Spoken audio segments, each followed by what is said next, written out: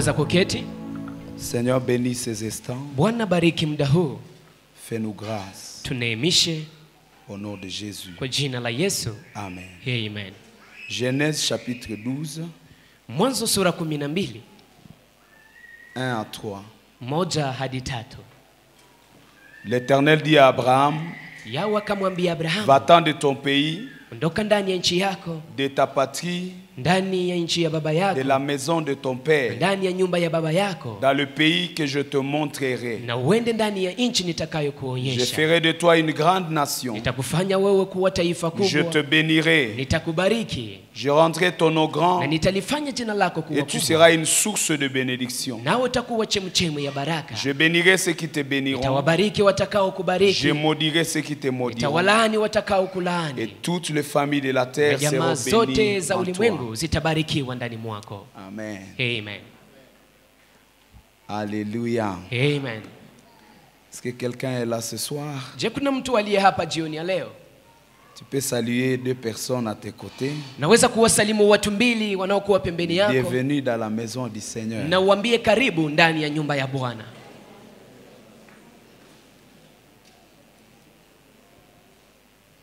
Job chapitre 22, le verset 2. Yobu sura 22 mstari wake wa pili.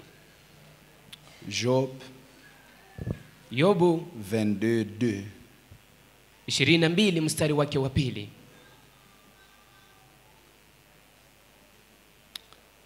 Un homme peut-il être utile à Dieu? Non, le sage n'est utile qu'à lui-même. Si tu es juste, est-ce à l'avantage du Tout-Puissant?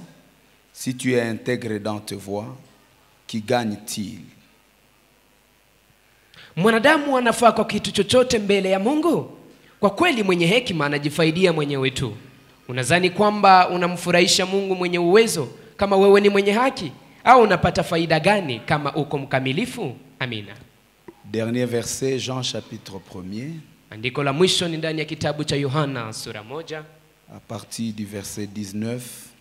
kuanzia shairi lake la 19 verset jusqu'à 28, c'est un peu long. hadi 28. On peut lire à Swahili. Jean chapitre 1er, 19 à 22 à 28. Yohana sura 1 19 hadi 28. Tusome kwa jina la Yesu. Huu ndio ushuhuda wa Yohane kwa makuhani na Walawi waliotumwa na Wayuda kutoka Yerusalema kumuuliza kwamba yeye ni nani. Yohana aliwajibu hivi waziwazi bila kukana, mimi si Kristo. Alafu wakamuuliza, basi wewe ni nani? Wewe ni Elia? Yohana akajibu, mimi si yeye. Wakamuuliza tena, wewe ni yule nabii? Naye akawajibu, hapana. Basi wakamwambia, wewe ni nani? Utuambie kusudi tuende kuwaelezea wale waliotutuma. Unasema nini juu yako mwenyewe? Yohana akajibu, mimi ni sauti inayotangaza katika jangwa, mnyoshe njia ya Bwana, sawa vile nabii Isaya alivyosema. Nao wale waliotumwa wakiwa Wafarisayo wakamuuliza Yohane, ikiwa wewe si Kristo wala Elia wala yule nabii, basi sababu gani unabatiza? Yohana akawajibu, mimi ninabatiza kwa maji, lakini kati yenu kuna mtu ninyi msiyemjua anayekuja nyuma yangu. Mimi sistahili hata kufungua kamba za viatu vyake. Mambo hayo yalifanyika Betania, ngambo ya mto Yordani, pahali Yohane alipokuwa akibatiza. Amina. Amen. Alléluia. Amen. Hier nous avons parlé Jana tuliongea et nous avons béni le Seigneur pour l'enseignement avec notre bien-aimé, le serviteur de Dieu, Marcel. na tulibariki Mungu kwa ajili ya mafundisho pamoja na mpendwa wetu mtumishi Marcel. Nous avons annoncé les sujets que nous sommes en train de poursuivre pour compléter. Na tulitangaza mada ambayo tuko tunazungumzia kwa kuongeza. Et là nous parlons de 4 mystères qui sont attachés à une vie qui compte devant le Seigneur. Na hapa tunazungumzia siri 4 ambazo zinambatana na maisha yanayokuwa na thamani mbele za Bwana. Nous disions que nous avions le but de montrer les colonnes sur lesquelles repose une vie qui compte. Tulisema ya kwamba tunahitaji kuonyesha ni nguzo gani ambayo maisha inayokuwa na thamani inaikalia. Nous avons énoncé les 4 colonnes ou les 4 mystères. Na tuliweza kutaja hizo nguzo 4 ama siri 4. Le mystère de l'identité, ambazo ndani mwake mna siri ya utambulisho, le mystère de l'onction, siri ya upako, le mystère de la saison, siri ya nyakati, et le mystère de la direction. Na siri ya mwelekeo. Et nous avons commencé à parler du premier mystère. Na tulianza kuzungumzia siri ya kwanza, le mystère de l'identité. ambayo ni siri ya utambulisho. Et c'est encore là que nous allons rester aujourd'hui. Na ni hapo ndipo tutabaki tena siku ya leo. Et nous avons dit hier Na tulikuwa tukizungumza jana que vous ne pouvez pas être utile ya kwamba huwezi kuwa na mafaa si votre nom divin ne s'est pas manifesté. kama jina lako la kiungu halikujionyesha. Tout commence par l'identité. Yote naanza na utambulisho. Qui êtes-vous pour être utile? Wewe ni nani ili uwe na mafaa? Qui êtes-vous pour mener une vie qui a un sens? Wewe ni nani ili uwe na maisha iliyo na mafaa? Dieu vous posera cette question. Mungu atakuuliza swali hili. Les démons vous poseront cette question. Mapepo watakuuliza swali hili. Même les hommes vous poseront la même Na question. hata wanadamu watakuuliza swali hili. Et nous avons dit que nous allons prendre le modèle de Jésus. Na tulisema kwamba tutauchukua mfano wa Yesu Kristo. Comment notre Seigneur est parvenu à être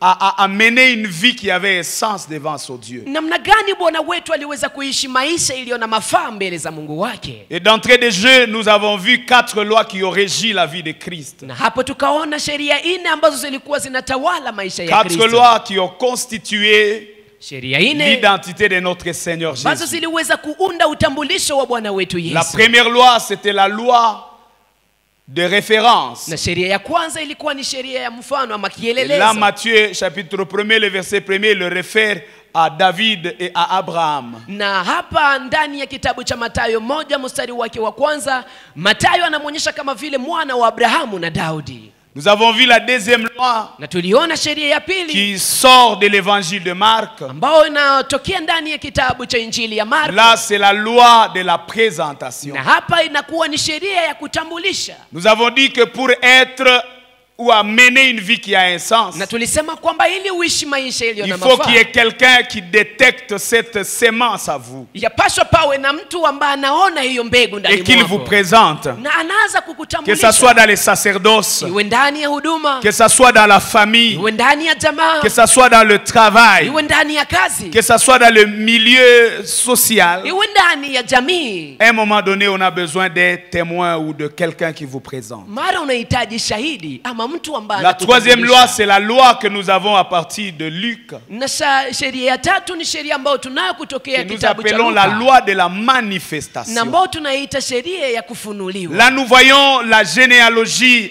ascendante de Jésus. Na hapa tunaona ukoo ambao unaanzia kwa babu mkubwa wa Yesu. C'est-à-dire Jésus va être présenté comme un humain. Ni kusema Yesu ataweza kuonyeshwa kama vile mwanadamu, Mais après s'être révélé lui-même lakini kisha kujifunua yeye par mwenyewe les œuvres de l'onction, kupitia matendo ya upako, par les activités messianiques, kupitia kazi za umasia. notre Seigneur Jésus va maintenant remonter la lignée jusqu'aux ancêtres. Bwana wetu Yesu atapanda ndani ya ukoo hadi anafika kwa Et mababu. là, nous avions dit Na hapa qu'à un tulisema moment donné dans la vie, il faut manifester la grâce de Dieu. ya kwamba nao wakati fulani maishani naomba Et kuonyesha kufunua cela neema ya Mungu. donne un sens à notre vie. Na hii inaleta mafaa kwa Et maisha la yetu. dernière loi, c'est la loi que nous avons de l'évangile de Luc, Na de Jean. Na sheria ya mwisho ni sheria ambayo tosha ndani ya kitabu Nous cha avons Injili parlé ya de la Yohana. loi divine, Na hapa tunazungumzia sheria ya Mungu ou alors la loi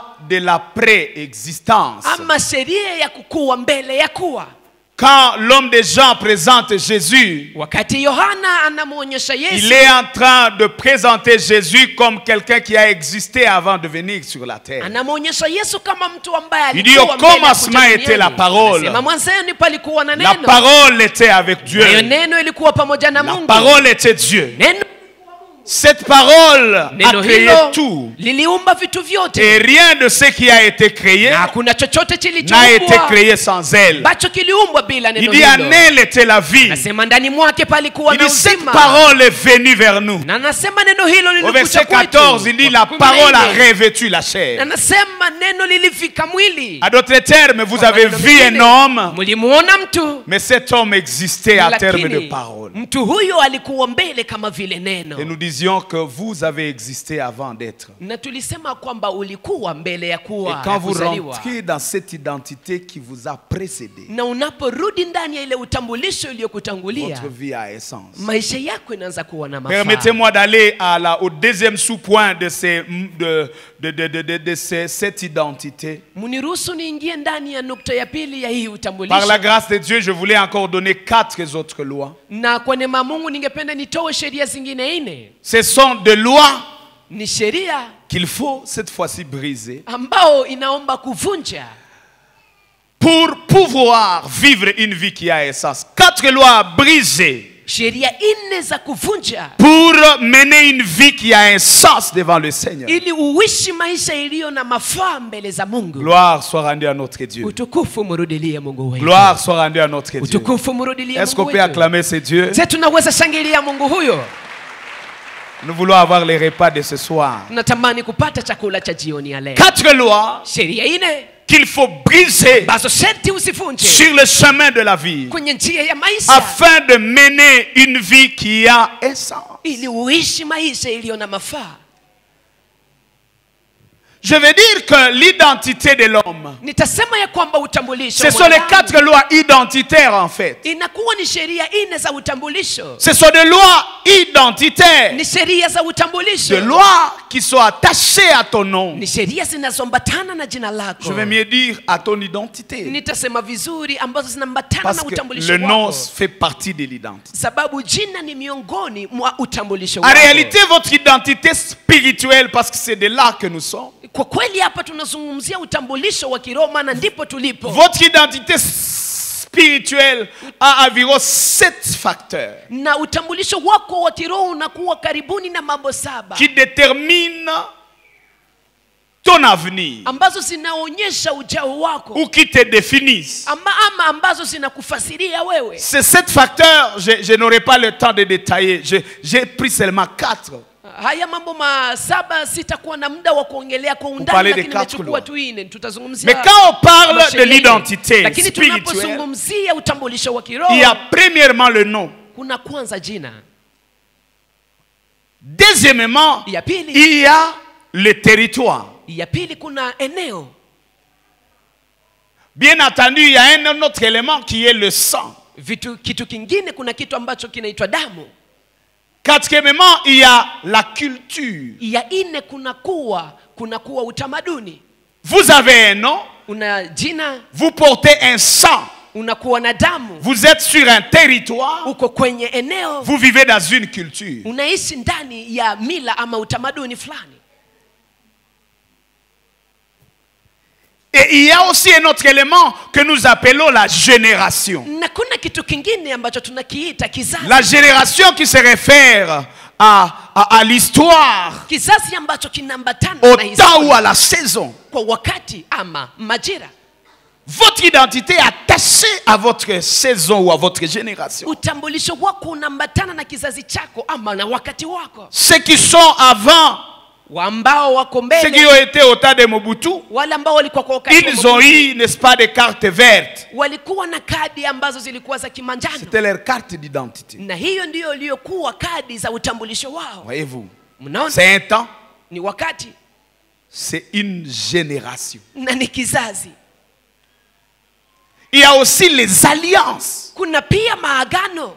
Les alliances, ce sont des réalités Maagano inakuwa ni ukweli qui déterminent l'identité de l'homme. ambazo zinaonyesha utambulisho wa mwanadamu. Quand la République démocratique du Congo adhère à d'autres organisations comme le Commonwealth. Wakati Jamhuri ya Kidemokrasia ya Kongo inaungana na Commonwealth, Où on fait les alliances avec le monde anglais, ama tunafanya maagano pamoja na ulimwengu wa notre Kiingereza, carte va avoir une valeur dans l'autre monde. kadi yetu itakuwa na thamani ndani ya ulimwengu mwingine. Ça fait partie de l'identité. Na hii ni miongoni mwa utambulisho.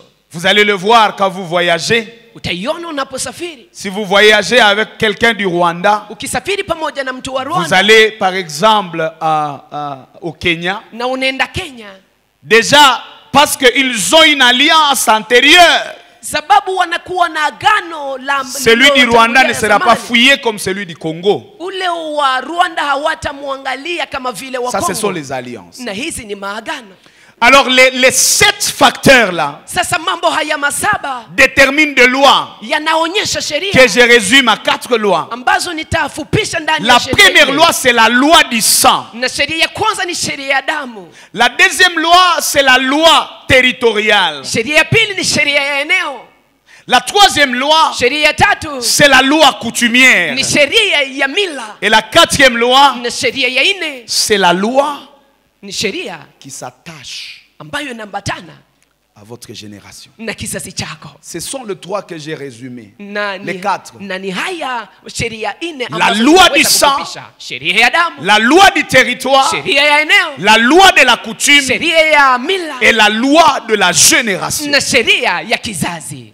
Ces 4 lois Sheria hizi nne vous réclament, zinawadai, me réclament. zinanidai, C'est difficile na ni vigumu d'avoir une vie qui compte kuwa na maisha yanayosamani devant Dieu mbele ya Mungu sans briser ces lois. bila kuvunja sheria hizi, Jusqu'à ce que vous maîtrisiez ces 4 lois, mpaka wakati utatawala sheria le hizi. diable ne vous permettra pas d'être utile même à votre propre enfant. Kama hujazitawala, shetani hata uweza kukuruhusu uwe na mafaa hata kwa Si mtoto vous ne wako. brisez pas ces 4 lois, Hauvunja sheria hizi nne, le magicien, le sorcier wafumu, wachawi ne vous permettront pas d'être utile à la société. hawatakuruhusu wewe uwe na mafaa kwa jamii. Ils vont vous arrêter, Watakusimamisha, ils vont vous perturber. watakusumbua. Vous avez une réalité par rapport à votre sang. Unayo ukweli kufuatana na damu yako. Vous avez besoin de vous affronter par rapport à la réalité de votre territoire, Na unahitaji kupambana kufuatana na ukweli wa eneo yako, à la réalité de votre génération, na ukweli wa kizazi chako, à la réalité de votre coutume. na ukweli wa mila yako.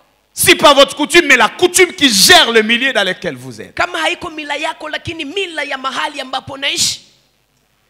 Le but, c'est que nous puissions mener une vie qui a un sens. Na lengo ni kwamba tuishi maisha yaliyo Un na sens mafaa. devant Dieu. Ina mafaa mbele za Mungu. Là, c'est important. Hapa ni ya muhimu. La Bible nous pose la question. Na Biblia yatuuliza C'est un swali. sage qui est en train de dire, Ni mwenye hekima ndiye est-ce anaongea. qu'un homme peut être utile à Dieu? Je, mwanadamu anaweza kuwa na mafaa kwa Mungu? À d'autres termes, Kwa maneno mengine, est-ce qu'un homme peut mener une vie sensée devant le je, Seigneur? mwanadamu anaweza kuishi maisha yaliyo na mafaa Il mbele dit za non. Bwana? Anasema hapana.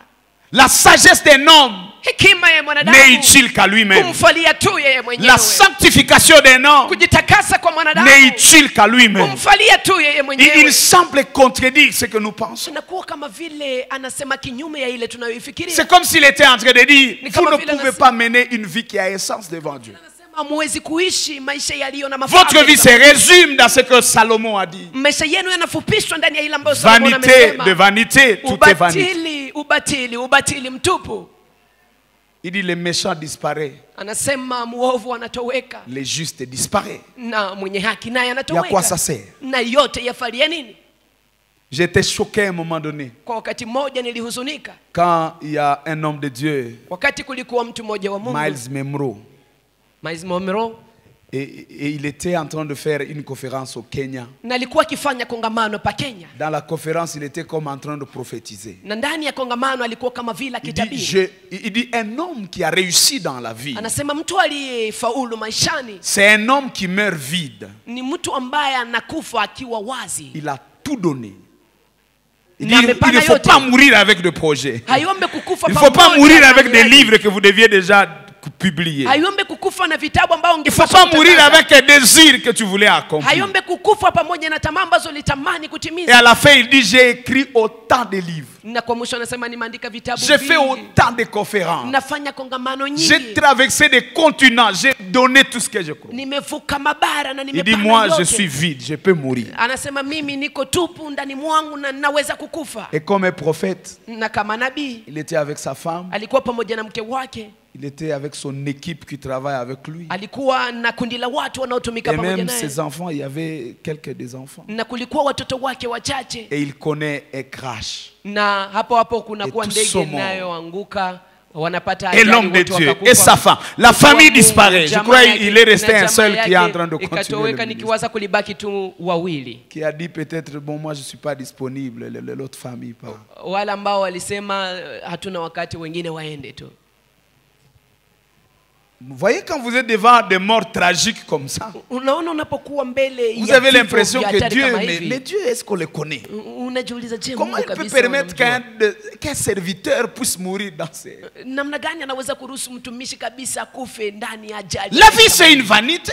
Maisha ni ubatili. Même les bonnes œuvres que nous faisons à un moment donné, ça perd le classe, ça perd la gloire. Hata matendo mema tunayoyatenda kwa wakati mmoja C'est là que l'Éphase dit, est-ce qu'un homme peut être utile à Dieu? Ni hapo ndipo Elifazi anasema, je, mtu anaweza kuwa Et na hier mafaa je mbele za disais Mungu? que Na si jana Dieu nilikuwa nous nikisema, permet d'être utile, kama Mungu anaturuhusu kuwa na mafaa c'est par amour. ni kwa upendo tu.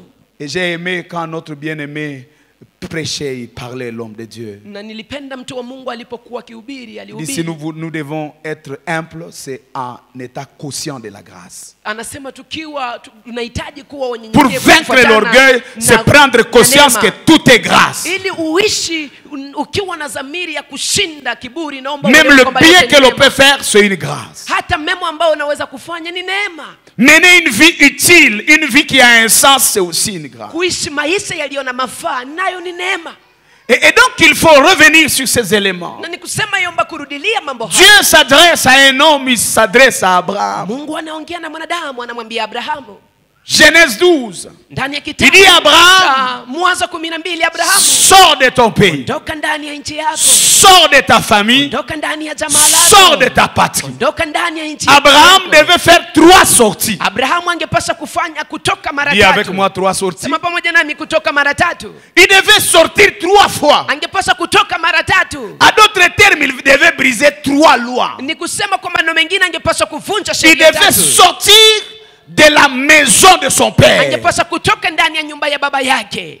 Deuxièmement, il devait sortir Ya pili angepaswa kutoka de son pays ndani ya nchi yake ou de son territoire. ama ndani ya eneo yake. Troisièmement, il devait sortir de sa Na patrie ya tatu angepaswa kutoka ndani ya nchi qui ya baba symbolise zake, sa culture ambayo inakuwa inaamanisha utamaduni wake ou alors sa coutume. ama mila yake. Sors de la maison de ton père. Toka ndani ya nyumba ya baba yako, Sors du territoire toka ndani ya eneo yenu, et sors de ta coutume. na ondoka ndani ya Dès que mila tu yako. sors, Na unapotoka tu vas mener une vie qui a un sens. utaishi maisha yaliyo na À d'autres mafaa. termes, Abraham, Kwa maneno mengine, jusqu'à Abrahamu, maintenant, mpaka wakati wa tu sasa vis pour toi-même. ungali unaishi kwa ajili yako Vous savez, là, wewe. quand le Seigneur rencontre Abraham, Unajua Bwana anapomkuta Abraham n'est pas un jeune homme. Abrahamu si kijana. Abraham n'est pas quelqu'un qui a tout au champ. Abrahamu si mtu ambaye angali na Abraham nguvu a zake zote. 75 ans. Lakini Abrahamu ana miaka 75.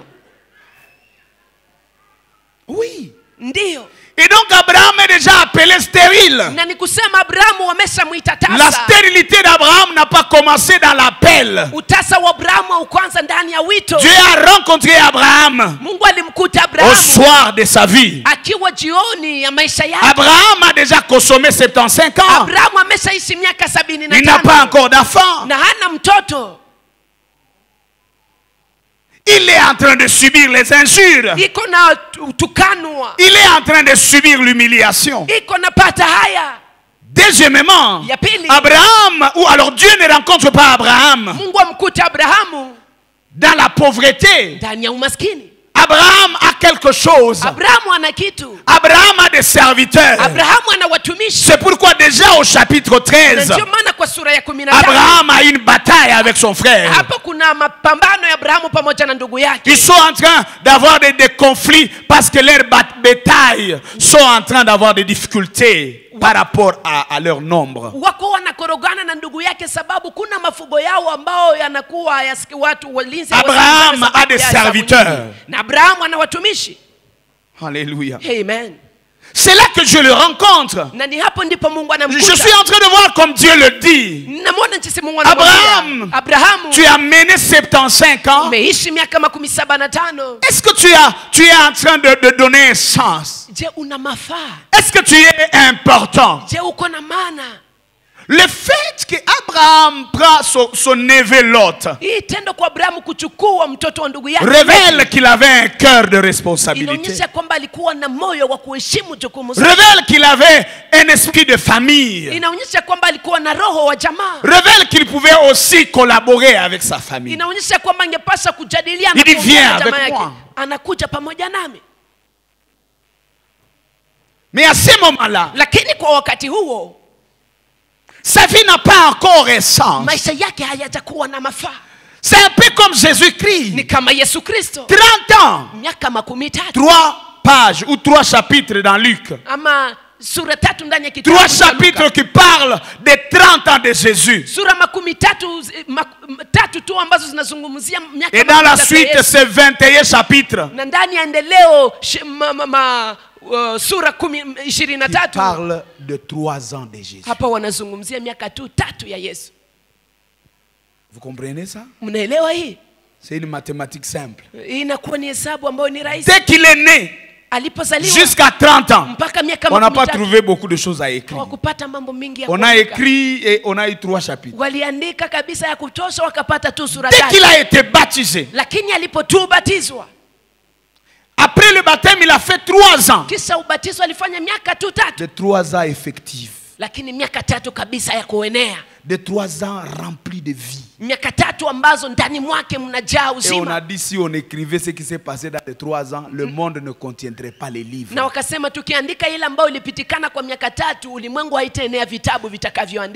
Je ne veux pas connaître ton âge. Parce que déjà toi-même ça te complique. Au point que le jour de l'anniversaire tu ne dis pas ton âge. Donc sois calme, je ne vais pas entrer là-bas. Mais je suis en train de dire qu'à partir de ces 2 semaines, on peut commencer à écrire sur ta vie.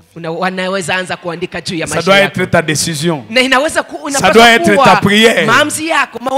Quand Jésus est entré dans le zoo, le ciel s'est ouvert. Et quand le ciel a parlé, il a commencé une vie qui avait un sens. Et on a écrit. Abraham a 75 ans. Dieu dit sors. Tu dois briser les lois du territoire. Tu dois briser les lois de la famille ou les lois du sang. Tu dois briser les lois de la culture, de la coutume ou de la patrie. Et dès que tu brises ces lois, il y a des choses qui vont se faire à ton niveau. Et il y a des choses qui vont se faire au niveau de l'humanité. À ton niveau personnel, je vais rendre ton nom grand.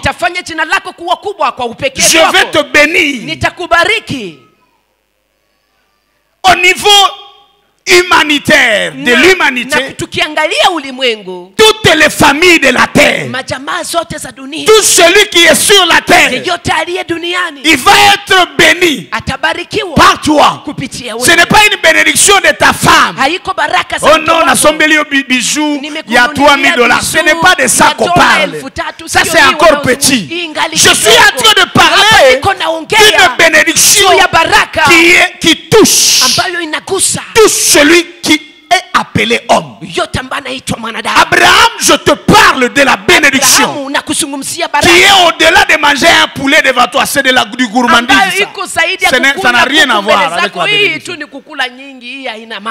Je te parle d'être un canal canal uwe pour kilalo, changer l'histoire de njia kwa l'humanité. kubadilisha historia ya Je ne ulimwengu. te parle pas, Abraham, Sikuambia wewe de Abrahamu construire une maison à côté du lac. ujenge nyumba karibu na bahari. C'est encore une vanité. Hii ingali Je te ubatili. dis que même celui qui est à Ngadi, Nakuambia kwamba celui qui est, je ne sais pas, dans le fait fort qui est à Idjui, aliyekuwa ambaye iko kule même Itu, sans te connaître, hata bila il kujua sera affecté par ataguswa la grâce que je mets en toi. na neema ambayo nitatia ndani mwako. Oh, ta vie Maisha va yako compter pour moi. itakuwa na thamani mbele zangu, Parce que moi, je n'ai rien à faire avec ton enfant. sababu mimi sina la kufanya na Tu mets mtoto au monde wako. des jumeaux, ça ne me fait rien. Unazaa mapacha, Ça ne m'étonne hainifanyie pas. kitu, hainishangaze. Tu construis une maison, ça ne m'étonne pas. Unajenga nyumba, hainishangaze. Mais j'ai un projet. Lakini nina mpango, J'ai un plan. nina Et c'est mpango un plan na humanitaire. ni mpango wa ulimwengu Et ce nzima, plan va s'accomplir à toi. na mpango huo utatimilika ndani Et mwako, c'est là que se trouve ta grandeur. na ni hapo ndipo kuko ukubwa wako. Mais tu dois briser les 3 lois. Lakini unapaswa kuvunja. Parlons de la première loi, la loi du sang. Tuzungumzie sheria ya kwanza. Là, Dieu lui dit, Hapa Mungu sors de anamwambia, la maison de ton père. toka ndani ya nyumba ya baba Je ne yako. dis pas qu'il faut renoncer aux parents. Siseme ya kwamba unapaswa kuwakana wazazi. Non. Hapana. Les parents sont sacrés. Wazazi kabisa ni watakatifu. Et il y a des bénédictions qui n'arriveront pas si les parents sont méprisés. Na kuna baraka ambazo hazitafika kama unadharau wazazi. Chrétien ou non chrétien, le parent, il est sacré. Uwe Mkristo ama hapana, kuheshimu wazazi ni Quand kitu je dis à takatifu. Abraham, sors de la maison de ton père, Mungu anapomwambia Abrahamu toka ndani ya nyumba ya il baba n'est pas en yako, train de dire chasse ton père, haiko namwambia fukuza baba abandonne yako, ton père. uache baba yako. Il parle d'une réalité Lakini spirituelle, hapa anazungumzia ukweli wa kiroho la réalité du sang. ambao ni ukweli wa damu. Parce que Abraham et son père Sababu Abrahamu na sont baba à yake Ur, à Chaldée. wako pa Uri Et Kalidea, là, na hapo son père, baba yake, l'histoire révèle qu'il était comme même un prêtre des idoles. na historia inaonyesha ya kwamba alikuwa kama vile padri wa ama kuhani Il wa était masanamu, attaché à l'idolâtrie. na alikuwa anambatana na kuabudu Quand sanamu. Dieu dit, Mungu sors anaposema de la maison de ton père, kutoka ndani ya nyumba ya il baba yako, parle de sortir de cet environnement spirituel. anazungumzia kuondoka ndani ya mazingira Et haya ya j'appelle ça kiroho, le sang. na naiita damu. Vous savez, le sang, c'est la force. Unajua damu ni nguvu. Le sang, Damu c'est ce qui est vital dans la vie de l'homme. hiyo ndio naleta uzima ndani ya maisha ya mwanadamu. Dieu ne sait pas quelle couleur tu as. Mungu hajua una rangi gani.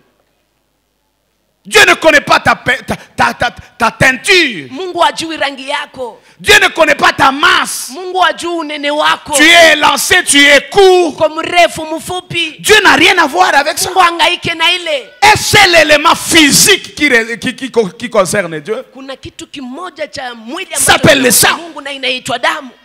Dans la Genèse, il dit, vous ne mangerez pas l'animal sous sang.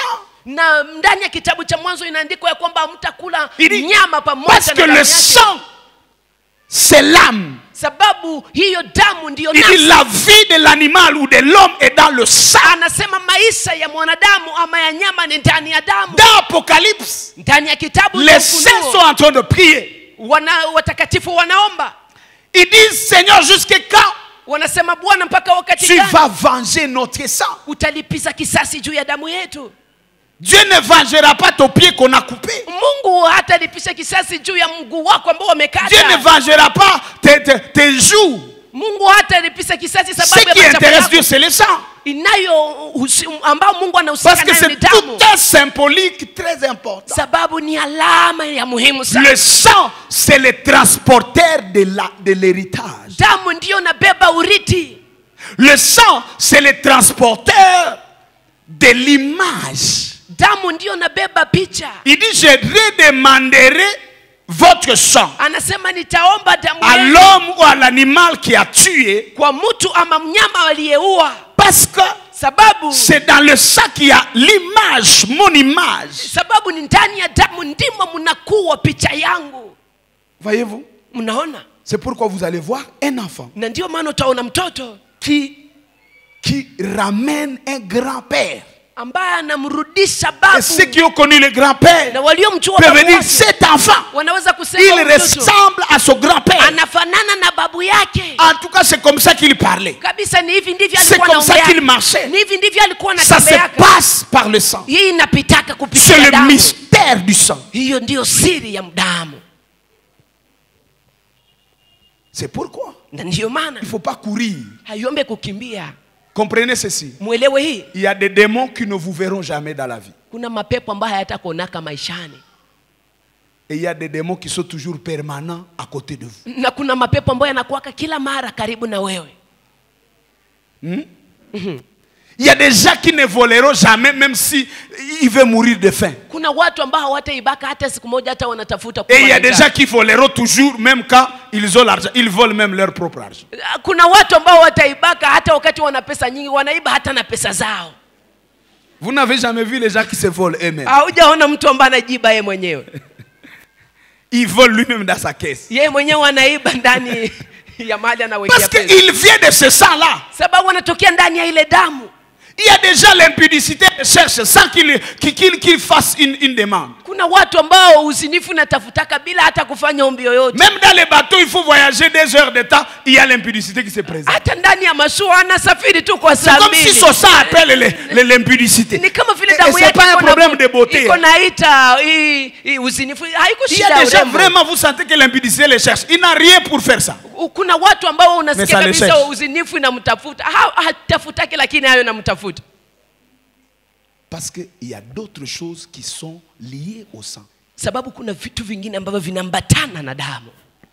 Quand Jésus rencontre l'homme de Pierre, Yesu anapomkuta Petro, il commence à parler de son identité. anaanza kuzungumzia utambulisho Et wake. quand il dit à Pierre qu'il va le trahir, Na anapomwambia Petro ya kwamba tamsaliti, il venait de changer son nom. alikuwa anamaliza kubadili Déjà jina avant, lake. il a dit tu seras appelé Pierre. Mbeleni alisema kwamba wewe Mais utaitwa quand il jiwe. parle de la chute, Lakini anapozungumzia il kuanguka dit kwake, Simon. anasema Simoni. Il ne lui dit pas Pierre. Hamwambie Petro. Si j'étais là, je pouvais dire Jésus, mais tu as déjà changé son nom. Il Yesu, umeshabadilisha jina dit non, non, lake. c'était d'abord Anasema, prophétique. hapana, hii ilikuwa kwanza ya C'était une unabii. promesse. Ilikuwa ni ahadi. C'était une révélation de ce qu'il va Hii ni devenir. ufunuo ya ile Il ambayo va devenir une pierre. atakuwa jiwe. Mais d'abord, son nom, Lakini jina c'est lake kwanza Simon. angali Simoni. Simon qui signifie roseau. Simoni ambaye anamaanisha Quelque lutete. chose d'agité. Kitu ambacho kinayumbayumba. C'est quand il lakini va avoir le msimamo. Saint-Esprit Ni wakati atakapokuwa na qu'il Roho va Mtakatifu, être pierre. ndipo atakuwa jiwe. Mais les réclamations là, Lakini madai qui hayo sont en train de le chercher, ambayo yanamtafuta ne sont pas liés à hayambatani Pierre. na Petro, Ils sont liés à Simon. yanambatana na Simoni. Il dit Simon, quand tu seras converti, Anasema Simoni, utakapoongoka tu vas paître mes troupeaux. utawalisha kondoo wangu. Alléluia. Amina. Il dit Simon, j'ai prié pour toi. Anasema Simoni, nimekuombea Afin que ta foi ne défaille ili point. kwamba imani yako isianguke. Alléluia. Amen. Alléluia. Amen. Le sang, c'est très important. Damu ni ya muhimu sana. Et quand je vais parler du territoire, Na nitakapozungumzia vous allez eneo, comprendre une chose. mtaelewa jambo moja. C'est que même la terre, Ni kwamba hata dunia, nchi, quand il boit le sang, wakati inakunywa damu, il réagit. udongo unapokunywa damu unaleta matokeo. J'ai aimé un homme de Dieu Nimpenda mtu wa qui Mungu était en mmoja train de dire aux Congolais, ambaye alikuwa anawaambia il dit Wakongomani, béni soit Dieu anasema abarikiwe qui vient de Mungu nous donner un président ambaye ametupatia rais qui a quand même remis la nation entre les mains de ambaye Dieu. amerudisha taifa ndani ya mikono ya Mungu. Et il a ajouté ceci. Na kaongeza hii, Il dit mais vous savez, lakini mnajua ceux qui ont vendu le Congo aux mains de Satan waliouzisha hii nchi ya Kongo kwa mikono ya ne shetani l'ont pas fait par des bouches. hawakuifanya kupitia kinywa, Ils ont fait des sacrifices. walifanya mazabihu. Et le Congo doit faire aussi des sacrifices. Na Kongo nayo sheti itoe Pour zabihu Dieu. kwa ajili ya Mungu. C'est vrai, Jésus, Ni kweli Yesu il a déjà fait son sacrifice ameshafanya zabihu yake qui a tout fini. na ambayo umemaliza yote, Mais je me rappelle lakini nakumbuka qu'il a dit, ya kwamba alisema, je porte ma croix. nabeba msalaba Et wangu. d'ici quelqu'un veut me suivre, doit porter aussi ça. Na nasema kama mtu anahitaji kunifuata na C'est-à-dire abebe il y msalaba a wake. l'autel principal Kuna kuwa mazabahu kubwa et il y a des autels qui doivent accompagner cet na autel. kuna mazabahu ingine ambayo inapaswa kusindikiza mazabahu kubwa hiyo. Gloire soit rendue à notre Dieu. Utukufu murudilie Mungu wetu. Il y a des moments où nous n'allons pas aller très loin Kuna wakati ambapo hatutenda mbali parce qu'il y a un sang qui nous réclame. sababu kuna damu ambayo inatudai. Tu es de quelle lignée? Wewe unatokea ndani Tu ya es ukoo de gani? quel sang? Wewe unatokea ndani ya À damu Jésus, gani? tu entres à Golgotha Ndani ya Yesu unaingia Golgotha et tu changes de lignée. na unabadili ukoo. Mais il a dit, si vous demeurez, anasema mkidumu, vous allez connaître la vérité. mtaujua ukweli, Cette vérité va vous affranchir. na ukweli utawaweka huru. Cette vérité va briser les lois. Ukweli huo utavunja À sheria. d'autres termes, jusqu'à ce que vous connaissiez la loi, Kwa maneno mengine, mbele ya kujua sheria vous êtes encore liés, ungali unafungwa, même si vous êtes sauvés. hata wakati umeokolewa. Jean chapitre 8, le verset 30 à 32. Yohana 8 La makumi Bible tatu hadi dit makumi plusieurs tatu na crurent en mbili. lui. Biblia inasema wengi wakamini ndani Et mwake. Jésus dit à ceux qui avaient cru en Na lui. Yesu akawaambia Ou walioamini alors ndani d'abord, mwake. Jésus était content de ceux qui avaient cru. Ama Yesu alifurahia walioamini, Et il leur dit, na akawaambia si vous demeurez dans ma parole, mkidumu ndani ya neno que ma langu, parole demeure à na neno vous, langu likidumu ndani premièrement, vous mwenu, serez mes disciples. ya kwanza mtakuwa wanafunzi Mais vous wangu. pouvez être mes disciples Lakini mnaweza kuwa et wanafunzi rester wangu, encore liés. lakini mnabaki Il dit, mngali vous nafungwa. connaîtrez la Anasema vérité. mtaujua ukweli, Cette vérité va vous na ukweli affranchir. huo utawaweka huru. Il faut demeurer. Inaomba kudumu, Il faut connaître. inaomba kujua. C'est pourquoi la parole a une grande place. Na ndiyo maana neno Parce que inakuwa na plus nafasi nous kubwa. sommes en connexion avec la Sababu parole, zidi tunambatana na neno, les liens tombent. vifungo Tous les vinaanguka. liens ne nous lâchent pas Vifungo vyote parce que havituache, nous avons dit oui à Jésus. sababu tumemwambia Yesu ndio. Pierre avait déjà dit oui à Jésus Petro alikuwa ameshamwambia ndio Yesu. et il a dit à Jésus oui de Akamwambia manière Yesu, magistrale. ndiyo kabisa kwa kumshangaa. Voyez-vous, c'était après Mbele ya une watu grande wengi. pêche. Unaona, ilikuwa kisha kuvua samaki Et nyingi, quand il vient de récolter, na wakati anamaliza kuvua, Jésus lui dit, Yesu tu ne anamwambia seras plus pêcheur de poissons, hautakuwa tu tena seras pêcheur d'hommes. mvuvi wa samaki, lakini utakuwa mvuvi wa La watu. Bible dit, Simon laissa tout. Na Biblia inasema Simoni akaacha Il yote suivit Jésus. na akamfuata Yesu. Et il est en train de manger avec Jésus. Na hapa sasa nakula pamoja na Il a Yesu. vu même la transfiguration de Jésus. Ameona hata kubadilika Mais kwa cela n'a sura pas ya empêché Yesu. que les réclamations le suivent. Lakini hii haikuacha madai yamfuate. Amen. Amen. Jésus Yesu parle du sang. anazungumzia damu. Dieu parle du sang. Mungu anazungumzia La damu. réalité du sang Ukweli wa damu identifie le sang qui coule dans ta vie. unaonyesha damu ambayo inatiririka mwilini mwako. Je vous ai dit la vision que Dieu m'a montrée. Nimeonyesha maono ambayo Mungu alinionyesha. J'ai deux visions que Dieu m'a données pour cette séminaire. Na maono mbili ambayo Mungu amenipatia. Il me katika montre sehemu hii. des assoirs Ananionyesha wanamemba wa dans kanisa le hili service, ambao wako ndani ya huduma, mais en train de mélanger les choses. lakini ambao wako Une wanachanganyika. table qui a le sucré et la boisson. Meza ambayo ndani juu yake kuna kuwa fanta na kuna kuwa Et pombe. l'ouvrier, Na mtumishi Dieu dit, Mungu ou anasema alors dans la révélation, ndani ya ufunuo la huo personne ule a mtu de réclamations. anakuwa na madai. Il est de la lignée musulmane. Yeye anatokea kwa ukoo wa Et il y a des Kiislamu. choses qui les réclament. Na kuna vitu Il veut vinavyomdai. bien servir. Anahitaji atumike Il veut vizuri. bien aimer le Seigneur. Anahitaji kabisa Mais mpende Bwana. quelque chose l'attire. Lakini kuna kitu kinamvutia. Combien d'entre nous sont en train de se dire, est-ce que je suis vraiment converti? Wangapi kati yetu wanasema, je, nimeokoka kweli? Qu'est-ce qui se passe? C'est parce que malgré qu'on a donné la vie à Ni Jésus, sababu ijalishi tumempa il y a Yesu des lois maisha. de sang qui nous réclament. Kuna sheria za damu ambazo Ce n'est pas que zinatudai. Jésus n'est pas là, Sio kusema Yesu hayupo, mais il attend qu'une vérité soit déclenchée. lakini anangoja ukweli mmoja Il attend uonekane. qu'une lumière vienne Anangoja nuru ikuje pour que nous soyons sauvés. ili kwamba J'ai aimé tuokolewe. ce que notre papa a enseigné la fois passée. Nilipenda ile ambayo baba yetu alifundisha. Il dit, il y a des choses que Dieu ne te dira pas. Anasema kuna vitu ambavyo Mungu Il va hatakwambia, t'envoyer chez son serviteur. lakini atakutuma kwa mtumishi wake.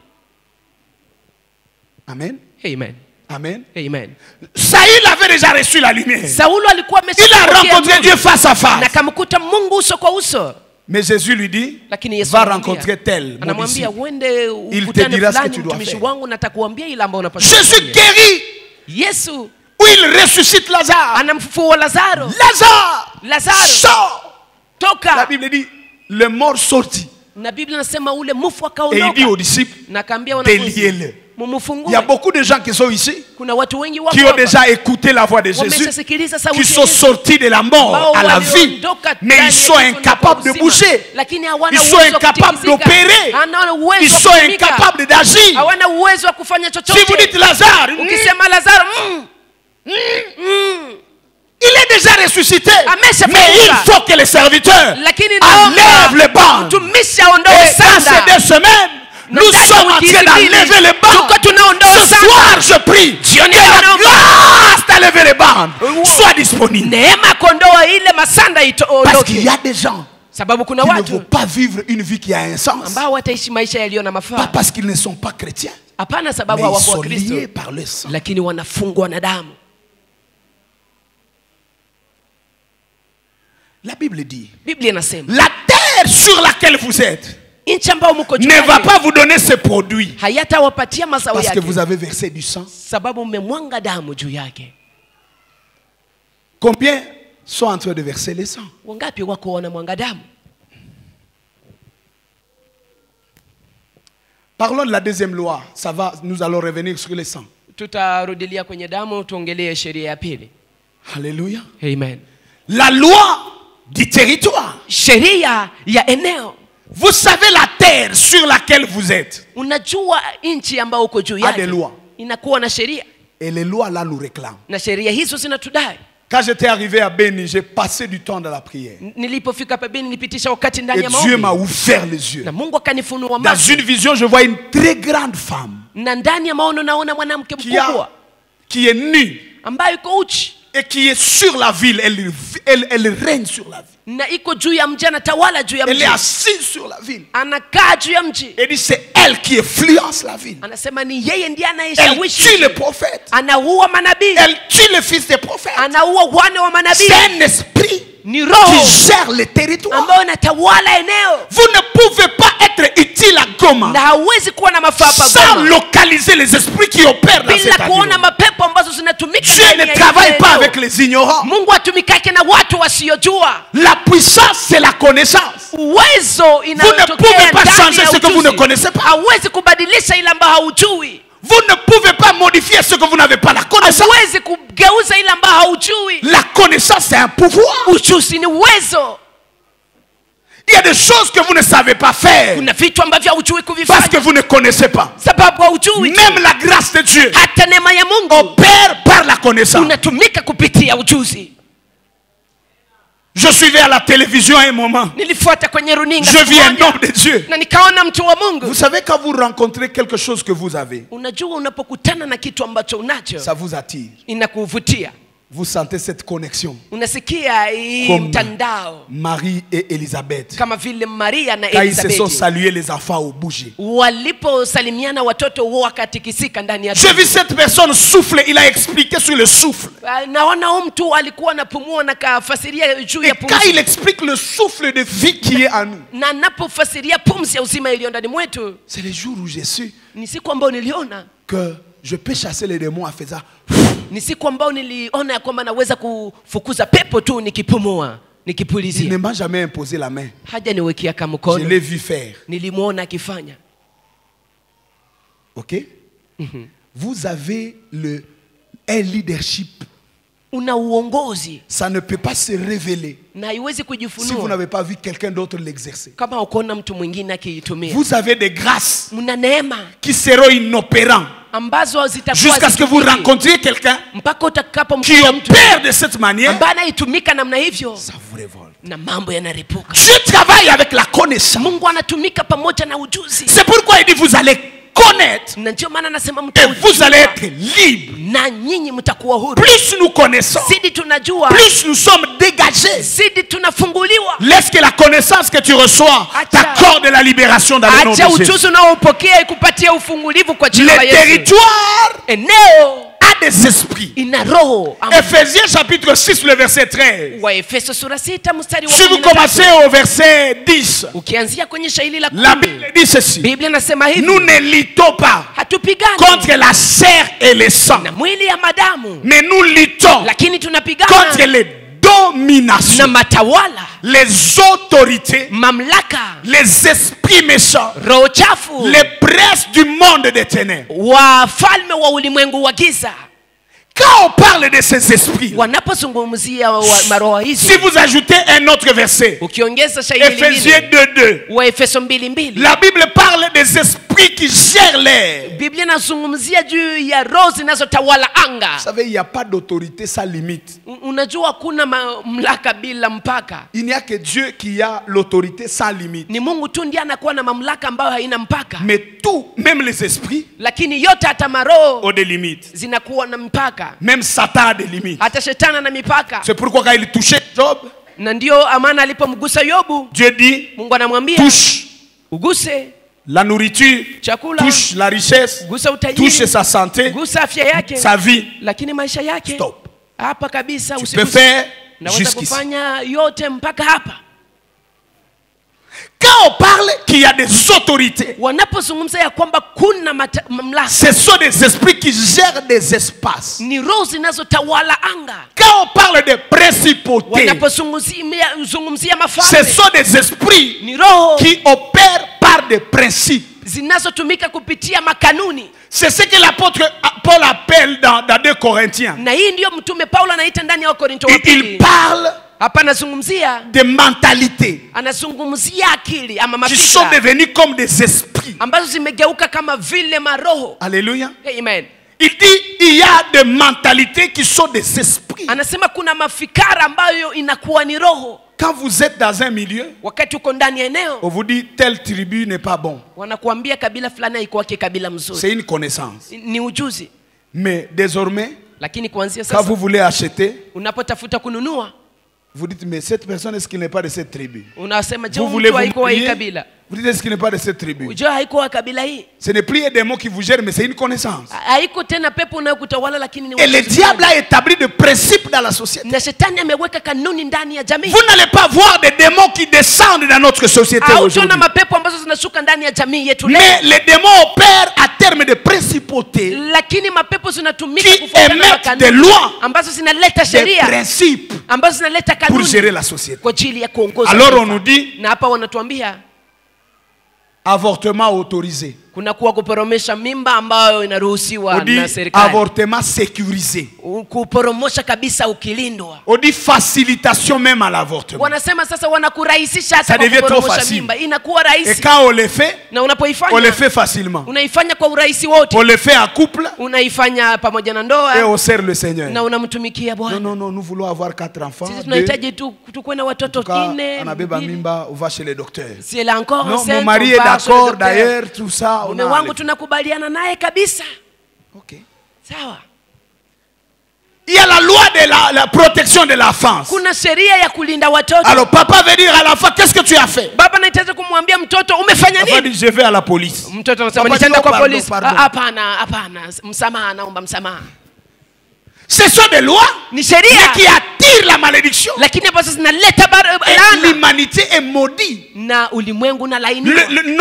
Nos milieux sont maudits. Eneo zetu zinalainiwa. Nos églises ont maintenant des malédictions. Makanisa zetu sasa zina Par des laana principes que le diable a placés. kupitia kanuni ambazo shetani ameweka Simplement, kwa urahisi facilement. kwa Et on uwepesi. n'aperçoit pas ça. Na lakini Ce sont des esprits territoriaux. Et inakuwa chaque maroho za eneo territoire na kila eneo a un prince qui le contrôle. inakuwa na mfalme ambayo Il y inaiongoza. a un serviteur qui était mort. Kuna mtumishi mmoja C'était aliyekufa. au début quand le sida était encore très fort. Il n'y avait pas encore de médicaments. Ilikuwa mwanzoni wakati ukimwi ulikuwa ungali nguvu kulikuwa kuja kuwa Son dawa. grand frère est mort. Mkubwa wake akafa. Et dans leur coutume, on doit prendre la femme de son frère. Na ndani ya mila yao wanapaswa kutoa Dit, mke wa ndugu pour yake. enlever la malédiction là, Anasema kwa kuondoa il ile faut que le couche laana, avec la femme, inaomba ulale na huye la mwanamke veuve. ule Et c'était lui le mjane. candidat. On dit, Na ni yeye ndiye tu dois le candidate. faire. Anamwambia C'est notre unapaswa coutume. kuifanya. Hiyo ndio mila Il l'a yetu. fait et il ne savait pas que son frère avait le sida. Il a eu le sida. Akaifanya na hakujua ya kwamba Et il est ndugu mort. yake alikuwa na Il ukimwi na était à akakufa. l'église. Alikuwa kanisani. Nous avons nos coutumes. Tuna mila zetu. Il y a des gens qui n'ont jamais amené les prémices ici. Kuna watu À ambao l'église. hawajaleta malimbuko hapa Mais kanisani, ils ont amené ça à leur village. lakini Vous êtes là, non? wakazipeleka kwenye vijiji vyao. Oh non, notre salaire, c'est le grand-père qui reçoit le premier salaire. Oh, Votre kabisa grand-père, mshahara wetu ni babu ndiye anapokea mshahara wa c'est kwanza. quoi? Baba yako ni nini? Babu yako ni nini? Quand tout le monde termine les études, on doit aller voir le grand-père anatemeana kamati kumkono. Wakati kila mtu anamaliza masomo, tunapaswa enda kumuona tata anatemeanaka kumkono. J'étais dans un chantier, j'ai commencé à prêcher.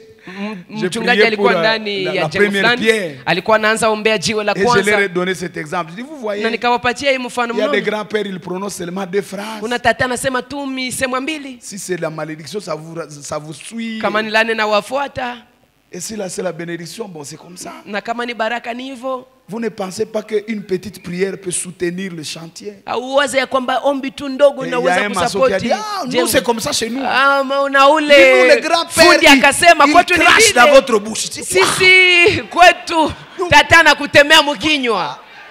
Unafungua anatema. Et les gens n'ont pas de nausée. Na watu Je suis béni. hata sikia ndama anasema nimebarikiwa. Et il dit, je viens du village. Anasema natokea J'ai kijijini. l'autorité, la salive du grand-père est à Na moi. mamlaka mate ya tate iko ndani mwangu.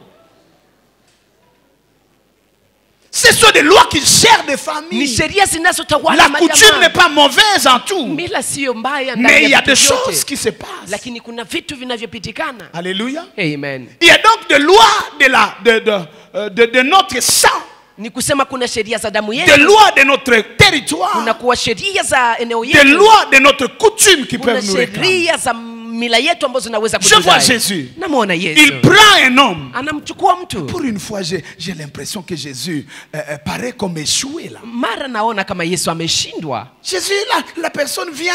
Yesu mtu Oh, je anakuja. suis aveugle. Anasema niko kipofu. Jésus dit non, non. Yesu anasema Ta hapana. délivrance, on ne va pas faire ici. Anasema ufunguliwa wako hatutafanyia. Il l'amène loin du village. Anampeleka mbali na kijiji. Et quand il arrive loin du Na village, anapofika mbali ya kijiji, il prie. anaomba. Pour la première fois, Mara ya kwanza, je vois Jésus. Namwona Yesu. Soit ta délivrance. il a raté la délivrance. Non, bon, lui, il ne disait pas au nom de Jésus. Haya Mais bon, kusema kwa jina la Yesu sababu yeye mwenyewe ni il prend la Yesu. salive. Anatoa mate, anaanza Et funika puis kwa Jésus dit, macho. bon, on a ce qu'il y a. Na Yesu anamwambia unasikia je? Komati Et le tsan. monsieur lui dit, Aya Daka. Et le monsieur lui dit ah, Jésus. ça n'a pas encore tenu. Pina kushinda, eh. Jésus, pourquoi tu ne réussis pas? Jésus, il recommence la délivrance. Yesu anaanza ufunguliwa. Intercesseur, ne soyez pas découragés. Continuez. Waombaji Jésus msikuje même, moyo. lui-même est arrivé là. Muendelee. Yesu naye mwenyewe alifika hapo. Jésus le guérit. Yesu anamponya. Il le guérit finalement. Anamponya kwa mwisho. Il dit, monsieur, Anamwambia Bwana, ton problème, c'est pas moi. J'ai l'onction. shida yako sio mimi. Mimi niko na upako. Mais ton village ici, Lakini kijiji chako hiki. si tu rentres là-bas, Ukirudi- mon onction est nul et sans effet. Ukirudi kule upako wangu kabisa ni Ce que bure. tu fais, Unayofanya kimbia.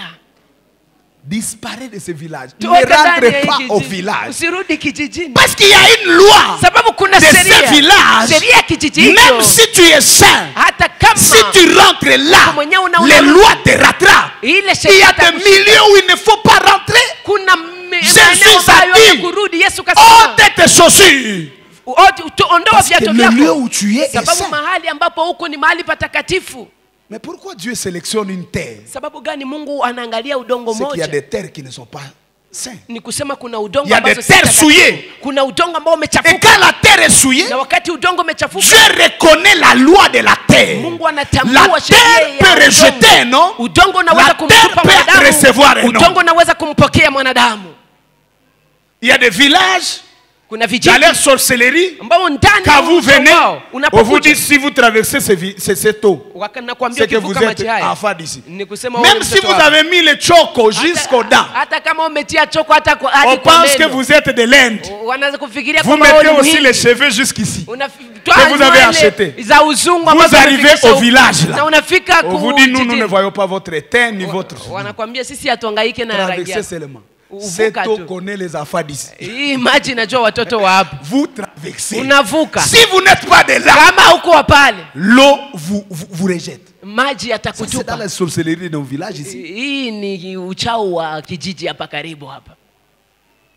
Et Dieu reconnaît les lois de la terre. Na Mungu anatambua, anajua sheria Dans za Genèse dunia. 15, il dit ceci à Abraham. Na ndani ya Il dit, Mwanzo tes 15 enfants anamwambia vont Abrahamu, passer 400 ans anasema là-bas watoto wako watapitisha miaka 400 huko en esclavagisme ndani ya utumwa Misri, parce que sababu le péché des Cananéens dhambi za Wakanana n'a pas encore atteint son comble. hazijafikia mwisho wake. Quand leur péché va atteindre le comble, Wakati dhambi zao zitafikia kwa la mwisho, terre va les vomir. udongo utawatapika. Il dit aussi aux enfants d'Israël, Anaambia watoto wa Israeli, si vous souillez la terre kama munachafua par udongo la masturbation, kupitia punyento, par les avortements, kupitia kuporomosha par mimba, les sangs de l'innocent, kupitia kumwanga damu quand ya vous mtu versez asiye le na sang hatia, sur la terre, mnapomwanga damu hiyo quand duniani, vous tuez les enfants, mnapowaua watu, quand vous watoto, avortez, mnapoondoa la mimba, terre va vous vomir. udongo Je ne sais pas utawatapika. pourquoi Dieu ne dit pas, Sijui- moi je vais vous vomir. Sijui sababu gani Mungu aseme Il mimi parle du nitawatapika. territoire qui Anazungumzia peut rejeter un eneo homme. ambao naweza kumtupilia mwanadamu. Il parle des lois de la terre Anazungumzia qui peuvent sheria rejeter un homme.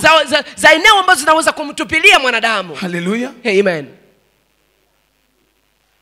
Quand vous jetez un bébé dans la toilette, Unapotupa mtoto ndani ya choo, même 14 ans plus tard, hata miaka 14 baadaye, votre enfant mtoto peut wako arriver là-bas, anaweza la kufika toilette le rejette. na choo inamtupilia. Vous savez, il y a des politiciens Unajua kuna qui ont wanasiasa versé du sang, ambao wamemwanga damu, mais personne n'a vu. lakini hakuna aliyeona. Leurs enfants sont venus après. Watoto wao walikuja Pour baadaye être politiciens, ili wakuwa on les wanasiasa, rejette. wanawatupilia Parce qu'il y a le sang qui crie. sababu kuna damu ambayo Dieu unalia. dit à Caïn, Mungu anamwambia le Kaini, sang de ton frère damu ya ndugu crie yako contre toi. iko na Le lia. territoire qui a reçu le sang Ile udongo est uliopokea en train de damu crier. iko na lia. J'aimerais dire à quelqu'un qui est entré dans les avortements Mtu ici, ambaye ameingia ndani ya même kuporomosha si vous l'avez mimba, fait avec votre mari, hata kama ne uliifanya na mume sortez wako, pas ce soir sans pleurer. usiondoke jioni ya leo Parce bila que je kulia. sentais le Saint-Esprit me dire clairement, Sababu Roho Mtakatifu il dit, ananiambia ce kwa wazi, peuple, je suis près d'eux, watu niko karibu mais il y a nao, des souillures. lakini kuna machafuko, Ils sont en train de souiller la terre. wako wanachafua Et la dunia terre ne peut pas leur donner la na production. udongo hauwezi Il y a des kuwapatia promesses mazao. qui naviguent. Kuna ahadi ziko Il y a des promesses zinatembea, qui survolent. kuna ahadi ambazo zinatembea Parce qu'il juu, y a encore quelque chose qui les retient. sababu kuna kitu ambacho La kinajishikilia terre ambao ni udongo, qui a reçu le bébé que tu as avorté. zilizopokea ule mtoto La ambao uliondoa terre mimba yake, qui a reçu Udongo le bébé que tu as fait avorter. uliopokea ule mtoto ambao ulitoa Ou mimba que tu as yake, tué. amba ulie Combien de poisons? sumu ngapi Tu as donné à combien de personnes des poisons? uliwapatia watu ngapi sumu? Goma souillé par le poison. Gome inachafuka Qu'est-ce qui na se sumu, passe? nini Et la inapitikana terre nous rejette. na udongo natutupilia. La terre ne nous donne pas la bénédiction. Udongo hautupatie tena Vous baraka. savez, Jacob nous parle de deux bénédictions. Unajua Yakobo Il dit, anatuzungumzia c'est vrai, la bénédiction d'en haut, juu ya baraka, anasema utapokea la baraka ya rosée juu, du ciel utapokea et umande wa la mbingu graisse de la terre. na utapokea mafuta ya Il dunia. faut que la terre Inomba dunia reconnaisse qu'on ne l'a pas souillée itambue ya kwamba pour nous haukuchafua, donner sa graisse. ili kwamba itupatie mafuta yake. Gloire soit rendue à notre Dieu. Utukufu kwa Mungu wetu. Parlons de la loi, la dernière, la loi de la généalogie, ou disons de la génération. Tuzungumzie sheria ya kizazi. Là, je vois Moïse. Hapa namuona Musa. Moïse, il est né. Musa amezaliwa. Exode chapitre 1er, Kutoka sura le moja verset 6. mstari wake wa La sita. Bible dit, il s'éleva sur Biblia l'Égypte. inasema ikainuka Et juu un ya roi Misri, qui n'avait pas connu Joseph. mfalme ambaye hakumjua Yusufu, Et il va réduire les enfants d'Israël dans la servitude. na kaingiza watoto wa Israeli ndani ya utumwa. Et Moïse naît Na Musa anazaliwa à un temps où on dit tout garçon doit être tué. ndani ya wakati ambao wanasema kila mtoto mvulana anapaswa uwawa. Tout garçon doit être tué. Kila mtoto mvulana Il anapaswa y a une uwawa. loi dans sa génération. Kuna sheria ndani ya kizazi On ne chake. dit pas tu es de courte taille, tu es de petite taille. Hapa wangaiko kuwa mfupi kuwa mrefu. On ne dit pas tu es d'une famille illettrée ou d'une famille illettrée. Hapa wangaike uko ndani ya jamaa ambayo Si ilisoma tu es sana. un Hapana. garçon, Kama tu wewe ni mtoto tu dois mvulana, mourir. unapaswa kufa Et tu dois être jeté au na fleuve. unapaswa kutupwa ndani ya Et mto. Moïse est né dans ce temps-là. Na Musa akazaliwa Il wakati y a huo. des lois liées à la génération. Kuna sheria zinazoambatana La na kizazi. Bible dit Biblia inasema Que les gens qui ont vécu au temps de ya Joseph kwamba watu walioishi wakati wa Yusufu ont été les bienvenus en Égypte. walikuwa kabisa walikaribishwa Ils Misri. ont prospéré. Waliendelea. Mais la Bible dit cette génération-là passait. Na Biblia inasema kwamba ile kizazi Et ikapita il s'éleva un autre roi. na mfalme mwingine akainuka. À d'autres termes, une génération a commencé. Kwa maneno mengine kizazi Dans kimoja cette kikaanza. génération, Na ndani ya il n'y a kizazi plus hicho de tolérance. hakuna tena kuhurumiana, Il n'y a plus de facilitation pour les Hébreux. hakuna tena On kuwasaidia doit tuer Waebrania. les garçons. Wanapaswa kuwaua vijana. Et Moïse naît. Na Musa anazaliwa. La maman de Moïse Mama wa Musa regarde Moïse. anaangalia Il Musa. dit Moïse, Nasema tu dois Musa, mourir. unapaswa kufa. Hébreux chapitre 11, Waebrania sura le verset 11 23. mstari wa 23. La Bible dit Biblia inasema que les parents de Moïse ya kwamba wasasi wa ont Musa vu la beauté de l'enfant. waliona urembo wa huyu mtoto. Ils disent non. Wanasema Même s'il y a une loi, hata kama kuna il faut que sheria, la loi soit brisée. inaomba sheria hii ivunjwe. La Bible dit ils ont admiré la beauté de Biblia Moïse. inasema wakafurahia C'était ile quelle urembo beauté? wa Musa. Ilikuwa C'était urembo quelle gani? beauté? Ilikuwa urembo gani? C'était la beauté de la grâce. Ilikuwa ni urembo wa neema. C'était la beauté missionnaire. Ilikuwa ni urembo wa Ils misioni. ont vu la mission de Moïse. Waliona misioni. Ils ont vu l'étoile de la mission. Waliona hiyo nyota ya Ils ont vu misioni. l'œuvre de Moïse. Wakaona huduma ya Ils ont dit Musa. cet enfant, Wakasema mtoto nous allons huyu faire tout tutafanya pour yote les garder. ili kwamba tumtunze. Mais ils n'avaient que leur maison. Walikuwa tu Oh kwenye mon nyumba Dieu, yao. Mungu je wangu. suis en train d'aimer cette femme, Jéconia. Napenda huyu mwanamke Cette Yekonia. femme, Mwanamke la huyu mère de Moïse, mama wa Musa qui a commencé à encadrer Moïse, ambaye alianza qui a commencé à faire tout. ambaye aliyofanya yote. Oh, Moïse était un bébé gâté. Musa alikuwa ni mtoto Moïse mchanga ambaye ne devait pas anabebelezewa. rencontrer une situation qui le fait pleurer. Musa angepaswa kukuta hali ambayo inamlilisha Parce que les Philistins, les Égyptiens devaient attendre. sababu wa Misri wangepaswa La kungoja. maman prenait soin de Moïse. Na mama alikuwa Et à un anashughulikia moment donné, Musa, na wakati moja la protection des parents était incapable de garder Moïse. ukingo wa wazazi ulikuwa hauna tena uwezo wa kumchunga Musa. On a dit nous sommes incapables. Wakasema hatuwezi tena. Alléluia. Amen. Alléluia. Amen. Ma première prière, c'est que Ombi langu ni Dieu kwamba te la donne des kwanza, gens qui vont voir la grâce qui est en toi. Mungu akupatie watu watakaoona Et neema qui iliyo vont ndani dire, mwako na ambao watasema même s'il y a une loi, hata kama kuna sheria celui-ci huyu doit être conservé. anapashwa. Alors qu'on est en kulindwa. fait contre, je parle à trois personnes. Ninapokuwa Je vois naongea- trois personnes ninakomalizia à fait naongelea contre. watu watatu ambao wako Glory kwa to mwisho God. ya mpatano Et ya kati Dieu yao. dit, Mungu anasema On est fait contrat. tuko kwa Le mwisho projet wa à la mapatano ya fin, kati yetu, mradi uko kwa mais mwisho. ta beauté, Lakini on te urembo conserve. wako, On va wanakulinda. créer un budget. Wataunda bajeti juu Et quand ça yako, va arriver, na ne manquez pas de itakapofika témoigner cela. usikose kushuhudia hiyo. Que Dieu t'envoie quelqu'un Mungu akutumie mtu qui peut voir ta beauté, ambaye anaweza kuona urembo wako, qui peut dire, on peut conserver ça. anaweza anasema Il y a tunaweza celui qui est à linda côté de hii. toi. Ambia anayekuwa pembeni yako, Il y a en toi quelque chose ndani mwako kuna kitu qui peut faire que les lois de ta ambacho famille, kinaweza kufanya qui kwamba peut sheria faire za que tamaa les yako, lois du monde, ambacho zinaweza les kufanya lois sheria qui za veulent ulimwengu, tuer sheria zinazotamani les kuua garçons. mtoto En mvulana, d'autres termes, Kwa maneno les mengine, lois qui visent à tuer sheria ambazo ceux qui ont la zinatafuta kuua sémence. wale ambao wana Y mbegu. a-t-il quelque ce soir Je, kuna mtu qui a la jioni leo sémence de Dieu? ambaye ana mbegu ya Y Mungu? a-t-il quelque ce Je, kuna soir mtu jioni qui leo est dans l'année de la ambaye multiplication? alikuwa ndani ya mwaka wa La kuzidishwa? multiplication se fait Kuzidishwa sur base inafanyika de la sémence. kufuatana na Ceux qui ont mbegu. la sémence Wanaokuwa na doivent mbegu être protégés. wanapaswa kukingwa. Protéger ceux qui ont la sémence. Mkinge wanaokuwa Dans na la mbegu famille, ndani ya jamaa. protéger ceux qui ont la Mkinge sémence. walio na Dans mbegu l'entreprise, ndani ya kampuni. s'il vous plaît, Tafadhali de la part de Dieu, kwa niaba je ya vous Mungu, dis, nawaambia, protégez mulinde les Moïse. wa Musa. Ils ne sont pas nombreux. Hawako wengi. Je me suis rendu compte Nimegundua qu'il y a beaucoup d'hommes, ya kwamba kuna watu wengi mais il y a peu d'hommes. lakini kuna watu wachache. C'est pas Wakweli. moi, Sio c'est mimi. Salomon. Ni Salomono. Il dit, j'ai cherché un homme Anasema nimemtafuta mtu parmi 1000. miongoni mwa watu 1000 Je n'ai pas trouvé. lakini sikumpata. Si nous avons un homme, Kama tuna mtu, s'il vous plaît, tafadhali gardons-le. tumchunge. Mais notre sorcellerie africaine, Lakini uchao wetu wa Kiafrika on tue celui qui est utile. unamuua ule ambaye Vous savez, il y a des gens qui ne seront jamais utiles. unajua kuna watu ambao watakuwa Ils na seront mafanyo utiles ya derrière les autres. watakuwa na mafanyo Il y ya a des wengine. gens Kuna qui sont watu appelés à faire briller les autres. ambao wanaitwa tu kufanya kwamba wengine Ce waangae. sont les Moïse. Ni wa Musa, Il affronte des murs anapambana et les autres viennent passer. na kisha wengine wanakuja kupita. La maman de Moïse dit non. Mama wa Musa anasema J'ai hapana, protégé, j'ai protégé. nimelinda kabisa Mais kutosha, je suis à la fin. niko kwa mwisho. Où est-ce qu'on jette les enfants? Wanatupiaka wapi watoto? C'est dans le fleuve. Ni ndani ya mto. Il prend Moïse. Anatoa Musa, Il dit, je ne sais pas te protéger. anasema sijui kukulinda, J'ai vu ta beauté. lakini nimeona urembo wako. Je vais te cacher là où on jette les autres. Nitakuficha mahali ambapo wanatupiaka wengine. Come on.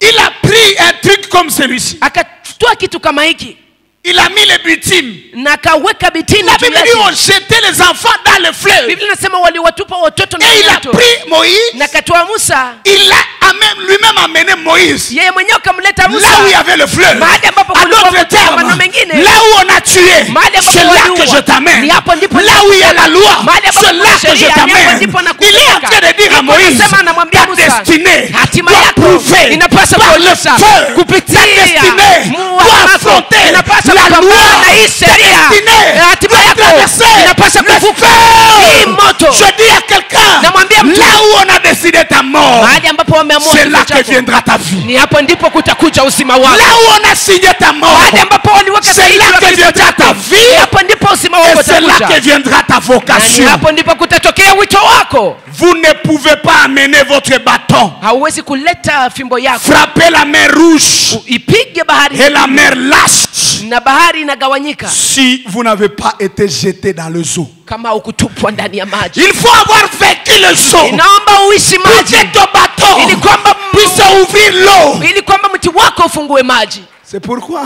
Na ndio maana Josué Yoshua a rencontré les eaux, alikutana na maji, mais il ne pouvait pas aussi frapper lakini yeye hangepaswa kupiga parce qu'il n'était pas jeté dans l'eau. sababu yeye hakutupwa ndani ya maji. Ce qui t'humilie, c'est ce Inayokudharaulisha qui fait ton appel. na ni hiyo ndio nafanya Ce wito wako, qui te dérange, ila nayo kusumbua, ton gêne, c'est ta vocation. hiyo ndiyo wito wako. Là où tu es jugé, Mahali ambapo c'est là qu'il y a ta unahukumiwa, force. ni hapo ndipo kuna Si nguvu tu es zako. sorcier aujourd'hui, Kama wewe ni mchawi je leo, t'annonce que tu vas travailler dans le département de la délivrance. na kutangazia kwamba wewe utatumika ndani ya kikundi cha watu wanaofanya ufungulivu. Si on t'a déjà chassé plusieurs fois du travail, Kama umesha je kufukuza mara nyingi t'annonce que kazini, tu es un grand tunatangazia entrepreneur. ya kwamba Tu wewe vas utakuwa engager mwanzilishaji wa beaucoup de kampuni gens. na utawapatia kazi Si tu watu wengi. reçois ces prophéties, Kama unapokea acclame le utawala Seigneur. huu unabii, Je pokea vais ajili ya t'écoller Bwana. pendant 5 minutes. Et on va prier. Na nitaongea kwa Gloire dakika soit tatu, rendue à tutaomba. notre Dieu. Utukufu kwa Mungu Je wetu. sens une onction Nasikia upako de libération des lois. wa ufukuu familles nous kutoka réclament. sheria. Jamaa zetu Nos zinatudai, territoires nous réclament. eneo zetu Le zinatudai, sang des parents ou des arrière-parents. damu ya wazazi nous na réclame. mababu zinatudai, Mais chacun doit se battre. lakini kila mtu anapasha pigana, Chacun doit se battre. kila mtu sharti apigane, Chacun doit aller kila mtu dans son anapasha fleuve. ndani ya mto Pour dire wake. c'est ici où on est en train de jeter les garçons. Wasema ni hapa J'y wanawapatia watoto wa entre. fulana, Et nitaingia. Marie, Na Maria la sœur de Moïse, dada yake na Musa était loin. alikuwa Il dit mbali, Moïse, nous t'aimons, anasema Musa, mais nous tunakupenda t'abandonnons à lakini Dieu. tunakuachia Mungu, Nous t'abandonnons à Dieu. tunakuachia Mungu Toi-même. wewe mwenyewe. La Bible dit, Biblia nasema Moïse Musa poussa un cri. akalia. Oh, il était en train d'atteindre David. David est en train de dire, Daudi anasema quand je me crie, ninaposema loué soit le nom de l'Éternel, Bwana je asifiwe, suis délivré de ninafunguliwa mes ennemis. na maadui Ce n'était zangu. pas un cri de détresse, Haikuwa sauti c'était la ya ombi, prière. lakini ilikuwa ni maombi, Et celui qui a attendu, na aliyesikia c'était la fille de Pharaon. ilikuwa ni binti wa Farao, Elle était là. na alikuwa hapo. La maison royale est à côté de toi. Nyumba ya kifalme iko pembeni yako. Alors que tu es dans le lac, Wakati uko alors que ndani tu es dans la mer, uko ndani ya je mto, t'annonce na que kutangazia le palais royal est à ya toi. kwamba nyumba ya kifalme iko Quand on pembeni t'a yako. abandonné, Wakati quand wamekuachilia, ceux qui devaient te protéger wakati wale ambao t'ont wanapaswa abandonné, kukulinda wamekuachilia, quand on est sans secours, wakati hauna quand on est msaada, seul, wakati uko c'est mwenyewe, alors que Dieu hapo ndipo Mungu se lève. anainuka. Dieu se lève ce soir. Mungu anainuka jioni ya leo Quelqu'un. kwa ajili ya maisha ya Y a-t-il mtu. quelqu'un Je, kuna mtu ça seul, ambaye anajisikia ceux qui t'ont mwenyewe, aimé, waliokupenda ils t'ont supporté, wamekusapoti, à un moment donné, na kwa wakati ils disent, nous mmoja ne pouvons plus. wanasema hatuwezi Quand les tena. hommes sont à leur Wakati fin, watu wanafikia c'est mwisho, alors que ni Dieu hapo sasa ndipo commence son Mungu œuvre. anaanza kazi Il est le yake. Dieu des abandonnés. Yeye ni Mungu wa walioachiliwa, Il est le Dieu des solitaires. yeye ni Mungu wa walio il est le Dieu de wapekee, ceux qui sont seuls. yeye ni Mungu wa walio Je le vois au pekee. rendez-vous ce soir. Namuona akiwa hapa peux jioni ya commencer à leo. prier. Je suis en Unaweza train de anza prêcher. kuomba, niko na Mais je sens que tu peux ubiri, commencer lakini à nasikia prier. kwamba unaweza anza kuomba. Lorelante la brosia magura Alléluia. galabachai marilante la prosie. Alléluia. Jésus-Christ Yesu lui-même, yeye mwenyewe, parce que Moïse avait dit, sababu Musa alisema Dieu, Mungu vous enverra Élie. watumie Elia. C'est ce qu'il a dit. Ni hiyo ndiyo alisema. Il dit Dieu Anasema Mungu vous enverra atawatumia un autre prophète nabii mwingine de la même calibre que moi, ambaye anakuwa kama mimi, de la même race que moi, akiwa wa rangi yangu, il viendra. atakuja, Quand il viendra, na atakapokuja il accomplira ce que j'ai commencé. atatimiza ile ambayo niliyoianza. Écoutez-le quand il viendra. Msikilize atakapokuja. Jésus Yesu devait aller aussi dans les lacs, angepasha ingia ndani, devait aller aussi dans le fleuve. angepasha ingia ndani Ce ya n'était mto. plus le fleuve de l'Égypte, Haikukuwa tena bahari ya c'était Misri, le Jourdain. lakini ilikuwa ni Yordani. Quand Jésus a été baptisé, Yesu alipobatizwa il est sorti. alitoka. La Bible dit, Biblia le inasema ciel s'est ouvert. mbingu zikafunguka, Le ciel s'est ouvert. mbingu zikafunguka, Et Dieu a parlé. na Mungu akasema, Il dit, celui-ci sema huyu n'est pas le fils de Joseph. si mwana wa Yusufu, Celui-ci huyu n'est pas le fils de Marie. si mwana wa Ça, c'est Maria, mon propre enfant. huyu ni mwanangu Ça, c'est mon affaire pekee, personnelle. huyu ni mwanangu Ça, c'est mon pekee, affaire propre. huyu ni mwanangu Je suis pekee, fier de lui. na Je ninamfurahia. sens le ciel ouvert. Nasikia mbingu Où Dieu kifunguliwa, témoigne quelqu'un. ambayo Mungu anamshuhudia Il dit, tu es mon mtu, enfant. asema wewe ni Tu mtoto n'es pas wangu, de Ijwi. wewe hauko wa Tu es de Ijwi, Golgotha. wewe ni wa Tu n'es pas de Golgotha, Bukavu. wewe hauko wa Tu es de Bukavu, Golgotha. wewe ni wa Tu ne Golgotha, seras plus géré hautaongoza à cause tena de ta tribu. sababu ya On ne te kabila lako, rejettera pas hawatakutupilia à cause de tena ta tribu. sababu ya kabila On ne lako, te rejettera plus hawatakutupilia à tena cause de ton sababu langage. ya masemi On yako, va écouter. watasikiliza Parce que moi, Dieu, sababu mimi je dis que Mungu tu m'appartiens. nimesema ya kwamba Y wewe ni a-t-il quelqu'un qui wangu. appartient au Seigneur? Je, kuna mtu Fais anafanya un wa bruit Bwana. comme Moïse. Fanya fujo kama Fais Musa, un bruit comme fanya Moïse. fujo kama Musa. Oh yes. Haleluya. Jésus Yesu devait entrer là. angepaswa ingia ndani ya maji. Quand il a été baptisé, Alipobatizwa le ministère s'est déclenché. huduma ikaanza. Quand Moïse est entré dans le zoo, Musa alipoingia ndani ya Yordani c'était son baptême. ilikuwa ni ubatizo wake,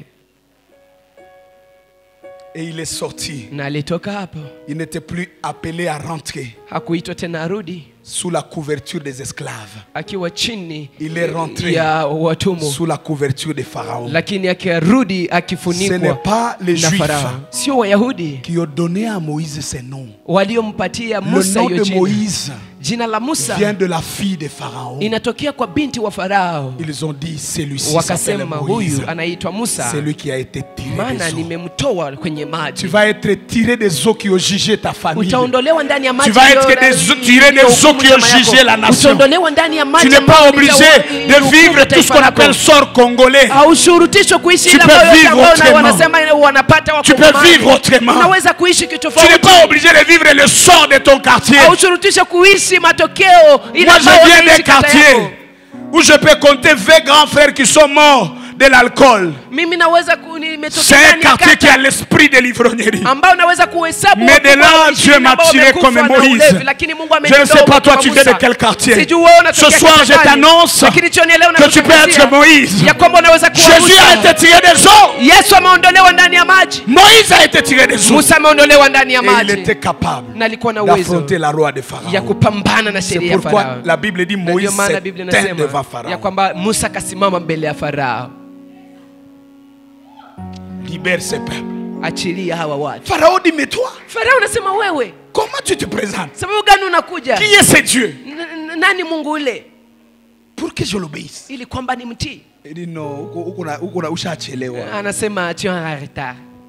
C'est ce Dieu-là qui m'a introduit dans ta maison. Ni huyo Mungu aliyenitia ndani ya Est-ce que nyumba je yako. suis hébreu? Je mimi ni Est-ce que je suis Je égyptien? mimi ni Mumisri. Est-ce que je ne suis pas né l'état où vous tuez les garçons? Pourquoi moi j'ai vécu? Je mimi sikuzaliwa wakati ambapo mnaua vijana. Le même Dieu qui a brisé votre loi dans votre ignorance, Ule Mungu aliyevunja ile sheria il brise maintenant la loi sur tout le peuple. Je viens réclamer. Je vois quelqu'un se lever dans sa famille pour réclamer la libération. Tu vas dire à Pharaon, ce peuple doit sortir. Utamwambia Farao hawa watu On a assez avec des divorces dans ma famille. tumechoka na C'est la kutana ndani ya fin du ndoa ndani ya divorce. jamaa yangu. Je Ni m'extrais. mwisho ninatia kistari. Y a-t-il quelqu'un qui est prêt à prendre le stylo? Je, kuna mtu yuko Et tayari de mettre kuchukua une kalamu ligne. na Il dit, kuweka mpaka mstari? hapa shetani hautapita Anasema tena. Satan, tu vas plus traverser Jusqu'ici, ici. Mpaka je hapa me fais l'ivrognerie dans la famille. Je namaliza me fais ulevi ndani ya l'ivrognerie de la jamaa. loi. qui condamne Namaliza ma famille. sheria ya ulevi ndani ya Il jamaa faut yangu. passer. C'est ça, mener une vie qui a un sens. Hii devant ndio Dieu. kuishi maisha iliyo na mafaa mbele za Mungu. Il ne s'agit pas d'acheter un véhicule et d'être un seul véhicule dans toute la famille. Haiko kununua gari na kisha unakuwa na gari moja ambao utakuwa unapatia watu ndani ya lift. C'est déjà Un seul véhicule puis tu donnes le lift à tout le monde dans la famille. Je me fais à la pauvreté. Lakini unaposema na Je maliza n'ai pas d'argent à donner à ma famille. Sina pesa za kupatia jamaa yangu. Lakini na maliza. Je n'ai pas de voiture à distribuer. Mais j'arrête l'esprit. Lakini Et la nasimamisha porte roho ya umaskini. je suis pauvre d'apparence. Mimi ni maskini kwa kuonekana, lakini natajirisha. Namwambia mchana leo, una kitu mkononi mwako, lakini una kalamu jioni leo. Unaweza kusema mwisho. Ta carte rouge. Chukua kadi yako nyekundu. Tu veux lui donner carte rouge. Patia kadi nyekundu. Tu es prêt que je siffle? Uko tayari nipige firimbi? Tu lui donnes carte rouge. Patia kadi nyekundu. Unasema le match est fini. C'est quel esprit? Est-ce que tu es prêt? Uko tayari? Est-ce que tu es prêt? Je uko tayari? Donne-lui la carte. Patia kwa jina la Yesu. Carte rouge. Kadi nyekundu. Toka mutere. Sors du terrain. Alléluia. Alléluia.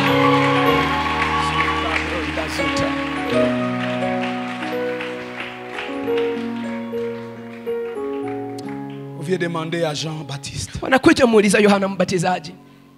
On dit, est-ce que tu es le Messie? Wanamuuliza, je wewe ni Masia? Nous souffrons. Tunateseka. Notre peuple souffre. Taifa letu linateseka. Mais il y a une promesse. Lakini kuna ahadi.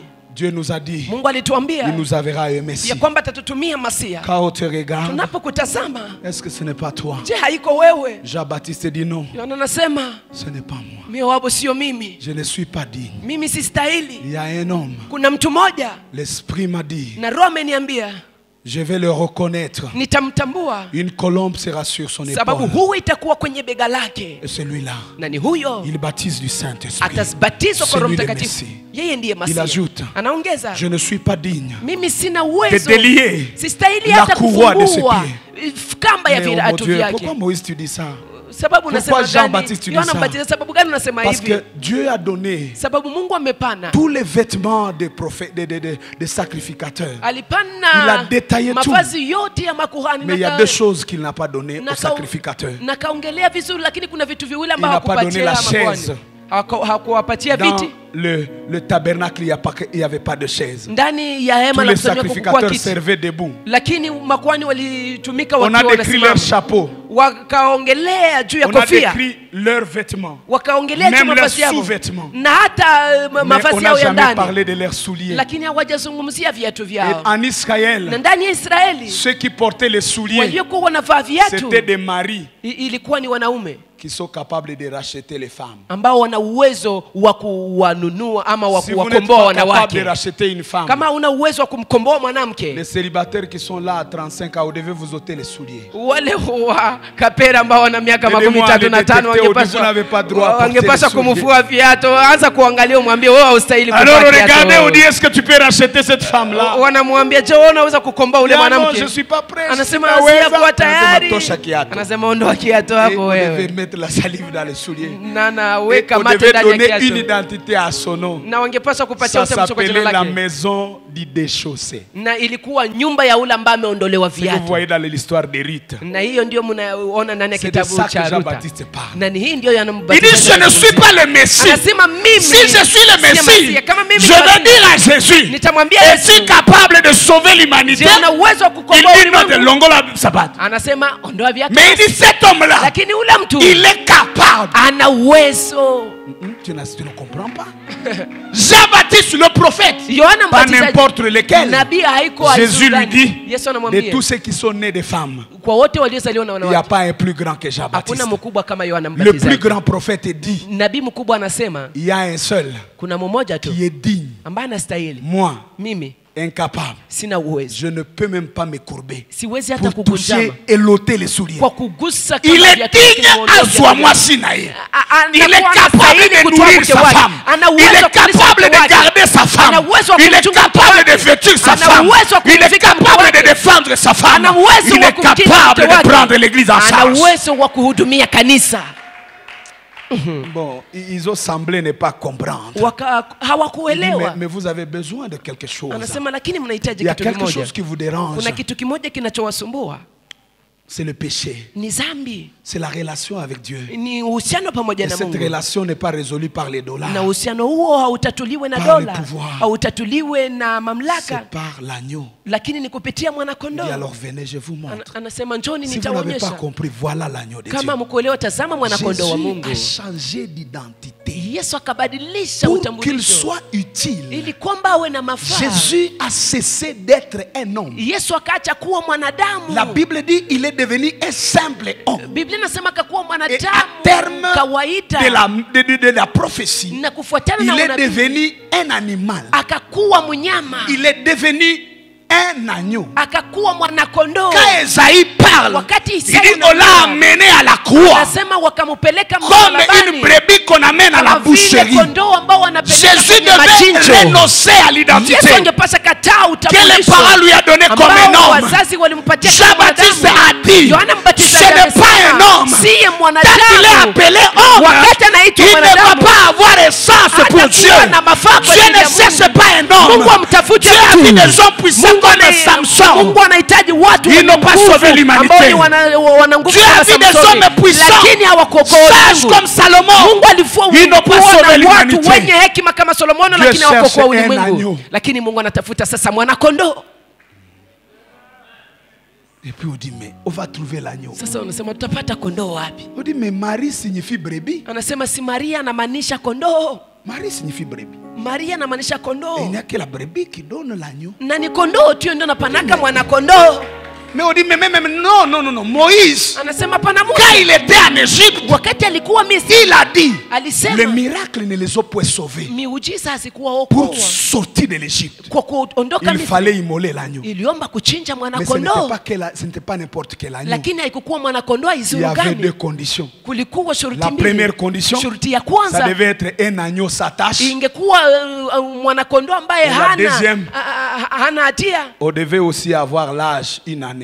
Ingepasha kuwa na umri wa mwaka Mais moja. Jean-Baptiste, est-ce que cet homme a une année? Na Yohana Il Mbatizaji fallait alikuwa que na mwaka l'âge de moja. Jésus, Ingeomba mwaka l'âge wa qui est Yesu, sur la carte de Jésus, mwaka wa Yesu ambao change. kwenye kadi yake Jésus est en train de ibadilike. changer d'identité Hapa Yesu anabadilisha pour utambulisho. entrer dans son identité Ili missionnaire, aingie ndani ya pour utambulisho wake entrer wa dans son kimisionari. identité divine. Ili aingie ndani ya utambulisho wake wa kimungu. Dis à celui qui est à côté de toi, ce n'est pas ça ton âge. Ambia na yuko pembeni yako, haiko ile njoo miaka yako. D'ailleurs, il y a déjà, on a débattu sur leur âge. Je dis bon. Kwanza il kuna y a watu des- wameongea sana juu ya miaka Mumpatie. yako. Il y a déjà, même Mumpatie. il y a des filles qui sont dans des familles. Kuna Vous lui hata demandez, mabinti ambao wako ndani ya tu étais jamaa. où? Unamuuliza ulikuwa wapi? Vous l'avez pris il y a 10 ans, 5 ans. Ulimwona miaka 10, miaka Les 5. parents l'avaient délaissé. Vous lui donnez un nom, vous lui donnez un lieu de naissance. et la date, Unampatia comment? jina na wakati wa kuzaliwa na kadi, chukua. C'est ce qu'on a donné à Jésus. Na hiyo Quand ndio Jésus utokea. prend les livres, Yesu anapochukua il dit non, je viens d'être baptisé. anasema nimemaliza Je kubatizwa. viens d'être recevoir mon nom nouveau. Nimemaliza kupata Il dit jina langu voici mpya. l'Esprit du Seigneur est sur moi. Tazama Roho wa Bwana ni Il juu m'a yangu. oint Amenipaka pour annoncer kwa kutangaza une année de grâce. Il est en mwaka train de mmoja wa dire neema. cette écriture vient de s'accomplir. Anasema neno C'est hili moi limeandikwa. l'agneau. Je Ni n'ai mimi pas ndimi 30 ans. mwana-kondoo. Sina J'ai miaka une makumi année. tatu na mwaka Je n'ai moja. pas 30 ans. Sina miaka J'ai makumi une tatu, année de lakini grâce. mwaka moja Et wa je neema. dois aller à la croix. Napaswa Je enda suis msalabani. digne. Je Nastahili. suis qualifié pour la Nina mission. uwezo kwa ajili ya kazi. Je vais sauver cette humanité. Nitaokoa hii On dit, mais ulimwengu. est-ce que tu es pur là? Tu es né d'une femme et tout ça. Je, On wewe l'amène chez unatakasika, Pilate. umezaliwa na mwanamke, unampeleka kwa Pilate Pilato. lui pose les questions. anamuuliza Il dit, je ne maswali. trouve aucun défaut.